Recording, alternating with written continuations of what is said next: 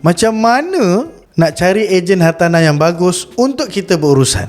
Okey, yang pertama sekali kita kena ubah sikit. Kalau ikut pada officialnya, kita tak panggil ejen hartanah, kita panggil sebagai perunding hartanah. Ejen hartanah berdaftar ni adalah mereka yang dikenali sebagai prinsipal dan memiliki agensi. So kita nak lihat sekarang ni, yang ramai-ramai dekat pasaran tu kita panggil sebagai REN, Real Estate Negotiator. Dalam bahasa Melayu senang faham, perunding hartanah. Okey, macam mana kita nak tahu kita nak berurusan dengan perunding hartanah yang bagus, yang boleh bantu kerja kita? Okey, yang biasa yang melantik perunding hartanah ni adalah penjual rumah. Seperti anda yang tak sabar nak jual rumah tapi nak minta tolong REN yang bagus untuk uruskan rumah kita. First things first, nombor satu yang kita kena cek adalah perunding hartanah tu berdaftar dengan Lembaga Penilai Penaksir Ejen Hartanah dan Pengurus Harta Malaysia yang kita kenali sebagai BOVIA. Okay, so BOVIA ni kita panggil macam board lah. Dia satu lembaga yang mengawal selia dunia praktis dunia perunding hartanah. So setiap perunding hartanah kena daftar di bawah BOVIA ini. Alright, so kita nak cek macam mana? Kita boleh pergi dekat website board, website BOVIA ini untuk masukkan nama dia. Dia ni berdaftar tak? Bila dia berdaftar, bermaksud dia berada di bawah satu agensi hartanah. Dia bukanlah satu orang yang praktis tanpa berdaftar. Okey, so itu yang pertama. Yang kedua, biasanya kalau kita sebagai seorang pemilik nak latih seorang perunding hartanah, kita akan cari orang yang mahir dengan kawasan rumah kita tu. So kat mana kita nak tengok? Biasanya mereka ini dia orang banyak buat iklan dekat portal-portal hartanah yang famous. Contohnya macam Property Guru, Dekat Mudah. Kita nampak, banyak iklan dia dekat kawasan ni.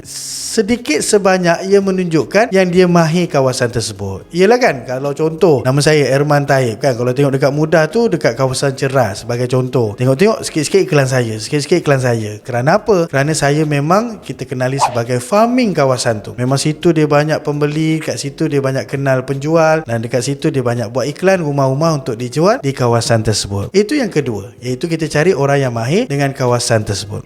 Yang ketiga, perunding hartanah yang bagus ni bila berjumpa dengan kita, bila berurusan dengan kita, dia tahu nak advise kita dengan baik. Advice apa? Advice tentang keadaan pasaran semasa kawasan rumah kita tersebut. Yelah, dia bukannya advice untuk jual murah. Tu yang jenis perunding hartanah nak cepat jual dia tahu nak commission cepat je kan. Tapi dia advice something yang reasonable dengan keadaan semasa. Okay, dia datang tengok rumah kita, dia ambil gambar, dia buat inspection, kemudian dia tengok dokumen pemilikan. Kemudian kita sit down dengan dia, dia mula bercerita. Okay tuan, kalau ikutkan keadaan rumah tuan ni okey kan, move in condition. So kalau harga yang sesuai dengan rumah-rumah lain yang saya biasa jual kawasan ni, 400,000. So kita adalah advice sikit. Dia tak semestinya kena ikut, maksudnya wajib. Kalau rent kata 400,000, 400,000 kita kena jual. Boleh je kalau kita nak jual 1.2 million.